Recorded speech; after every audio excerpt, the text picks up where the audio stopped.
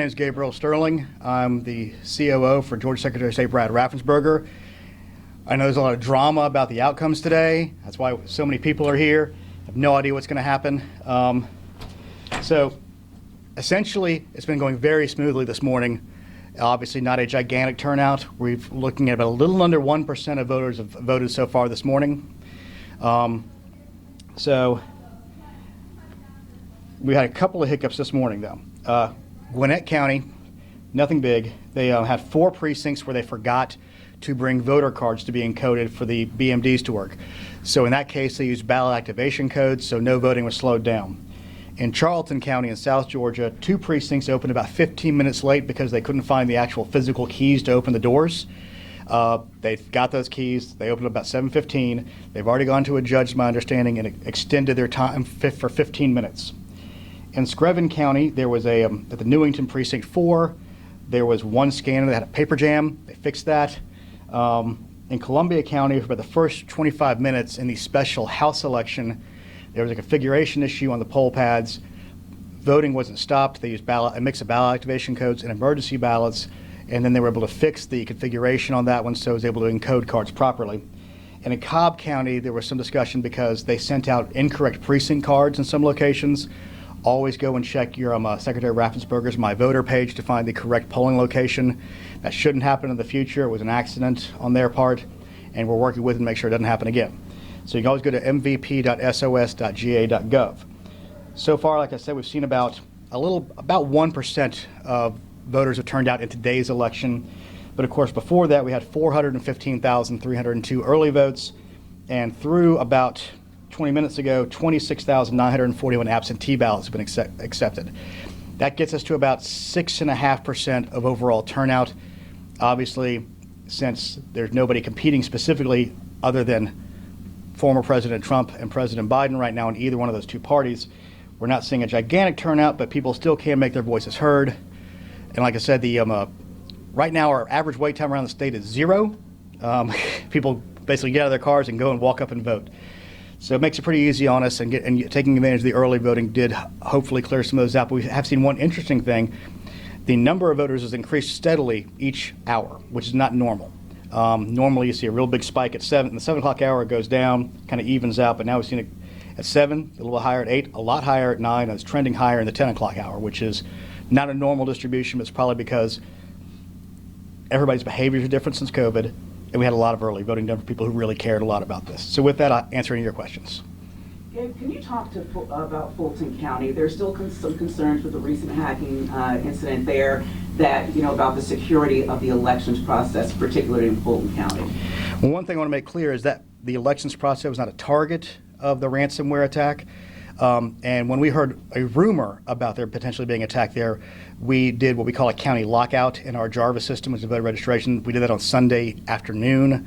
Upon the rumor of that, they confirmed it on Monday morning. And we have slowly been integrating the back end.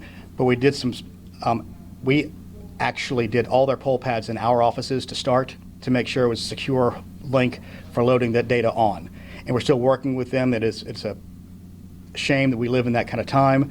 We're working with the county to make sure that the elections remain safe and secure and everybody's vote will count properly. Gabe, could you speak to the Democratic primary? There's a movement that we've seen in Michigan, Minnesota, et cetera, to vote uncommitted. A lot of organizers here say they are advocating for their folks to leave that blank. Do those get counted? What happens in that case? What happens essentially is you'll have a voter check-in. You'll see that this person has shown up. Joe Blow is here to vote. That ballot will be scanned, but there will be no vote associated with that voter. So what you'll see is, like, I'm spitballing numbers here, 100,000 votes were cast Democrat primary. You might see 95,000 for a particular candidate, because there are 2 other candidates still on the ballot, Marianne Williamson and the congressman from Wisconsin or Minnesota, whose name totally escapes me at this point, which is probably why he dropped out. Phillips, there we go. But those 2 are still on the ballot, and on the Republican ballot, there are 11 candidates altogether too, which was eminently confusing to many people, and not necessarily the best thing for the voters, but the Republican Party insisted on having all 11 of them on there, even ones who were already out of the race well before the cutoff time. What else we got? Mark, you're here late, so you got anything? 10:27. We moved it to 10:20, so you missed that. Nobody told me. Robert? All right. We expect it to be smooth all day long. Again, we expect no real wait times.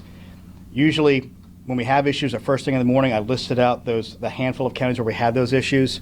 And then at night when they close down, those are the kind of the taking off and the landing parts. During the flight time, they're usually pretty easy and pretty steady. We don't see too many issues. So, anything else? Yeah, Gabe, Yeah. one more thing, sorry. One more thing. I know you're focused on today, obviously, Mhm. but still Georgia is one of those battleground states that got a lot of attention in 2020. A lot of Republicans are concerned about the integrity of the election in November. What do you say to those voters about how you're handling this primary, but also looking ahead to November? Well, the main thing they got to know is their vote will count. We have been ranked by the Bipartisan Policy Center as being tied with Colorado as being the best state in the nation for running elections. We're number 2 on security by the Heritage Foundation on elections. So if they're a Republican voter, tell them about the Heritage Foundation. If they're a Democrat voter, tell them about the Bipartisan Policy Institute. We run elections very well in the state. We are a model for the rest of the country. We have 17 days of mandatory early voting, 2 Sundays that are optional and available, that will be made available to the majority of the voting population in Georgia. We have no excuse absentee. We have easy voting on election day because so many of our voters are now taking advantage of that early voting. Every vote is tied back to a voter. We use voter ID on every mode of voting now. Our consolidations are run well. We're testing right now parallel monitoring, which is making sure the machines are casting votes as intended based on the programming. Right now, we're doing a pilot program on that. We've invested a lot in security. We've invested a lot in voters. We've invested a lot in voter education. We're the only state in the country now that on list maintenance, which is one of the things that many Republicans express concern about, we're the number 1 state in the nation on keeping our voter list clean.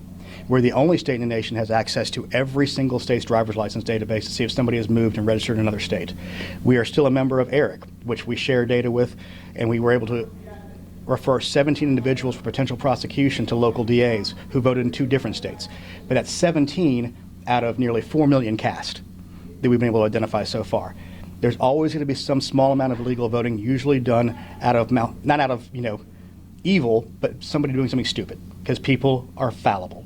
And we can't take mistakes and blow them up into conspiracies.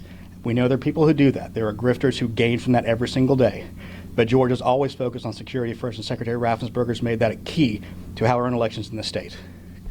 What do you think turnout will be like today, and what are you seeing so far? Low and low. I mean, the outcomes are known. There's not a lot of excitement to this, but some people still want to send a message. Like I said, we're at nearly 1% so far today. We'll be lucky to break 700,000 overall, I think. We might be under that. We'll keep you apprised throughout the day as we kind of see these things come in. Over 90% of our poll pads now are deployed in a cellular environment, so we can get some idea of how smoothly everything's going. And like I said, our wait time tool is working right now, which shows the wait times at 0 essentially everywhere, which is what you'd expect in a low turnout election. And have there been any problems, late opening polls, any machines not coming online, anything like that? You missed that whole breakdown before you got here. I can talk to you about that offline. All right, anything else? All right, we'll come back here at 12:30 or so. If anything big happens, we'll come before. All right.